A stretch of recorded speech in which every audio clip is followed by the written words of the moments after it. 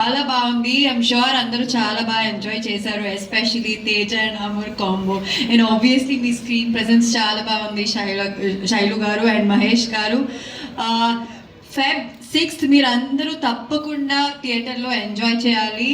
And hope ఈ movie block buster hit అవుతుంది. I'm sure about it because teaser అందరూ చూసారు, ఎంజాయ్ చేశారు కాబట్టి ఇట్స్ ఆబ్వియస్.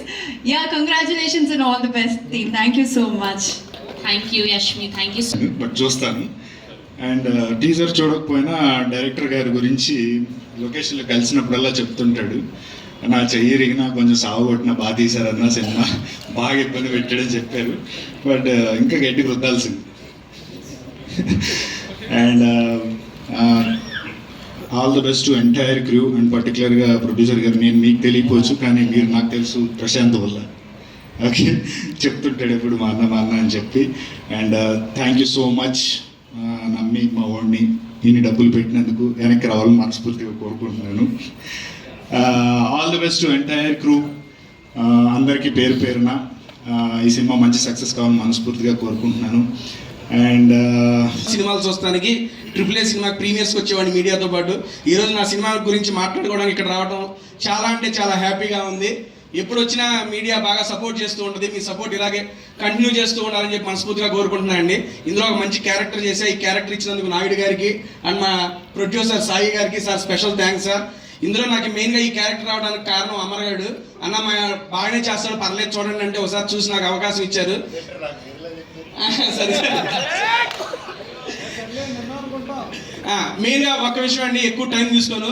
ఈ మూవీలో మీరు ఇప్పుడు దాకా చూడండి అమర్ని చాలా కొత్తగా చూడబోతున్నారు. లుక్ వైజ్ కానీ తన డ్యాన్స్ వైజ్ అందరికీ తెలిసిందే. పెర్ఫార్మెన్స్ కూడా నెక్స్ట్ లెవెల్ చేశాడు. ఈ సినిమా వాడి కోసం ఆడాలని చెప్పి మనస్ఫూర్తిగా కోరుకుంటున్నా. థ్యాంక్ యూ సో మచ్ అండి. Thank you. Thank you Teja. And ఇప్పుడు మా ఎవరికైనా కథ చెప్పినప్పుడు ఇందులో ఫైట్లు లేవా, ఇందులో ఐటమ్ సాంగులు లేవా అని అడిగే వాళ్ళు ఎక్కువ ఉన్నారు.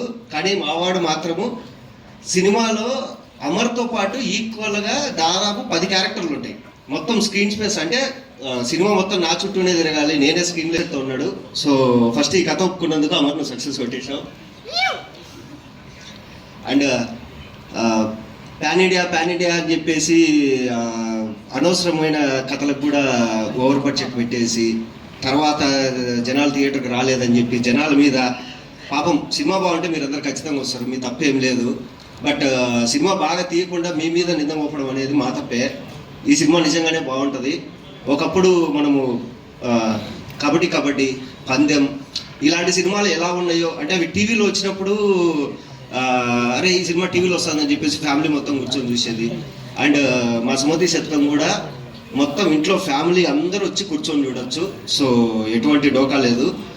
చాలా రోజుల తర్వాత అంటే మన తెలుగు వాళ్ళకి తెలుగు కథలు వస్తే చాలండి. అంటే మీరు పడే కష్టాలు, మీ రియల్ లైఫ్లో ఉండే బాధలు ఎన్ని పక్కన పెట్టి వచ్చి థియేటర్లో కూర్చొని ఒక 2 గంటలు హ్యాపీగా నవ్వుకొని పోండి అంతే. మేమైతే షూర్ షాట్ చెప్తున్నాము, మీకు ఎటువంటి ఇబ్బంది ఉండదు. థియేటర్లో ఎదురైడు సాగు కొట్టినాడు అనేది మాత్రం ఉండదు. 2 గంటలు హ్యాపీగా నవ్వుకోవచ్చు. అదైతే మా నాయుడు పక్కా ప్లాన్ చేసినాడు. సో ఇది పక్కా తెలుగు సినిమా. యాక్చువల్లీ పండగ రావాలి, బట్ ఆ కాంపిటీషన్లో ఎందుకు అని చెప్పేసి ఒక నెల తర్వాత వస్తుంది. అండ్ సుమతి శతకం టీం అందరికీ, అంటే ఆ టీంలో నేను కూడా ఉన్నా, మా అందరికీ మీ సైడ్ నుంచి సపోర్ట్ వస్తుందని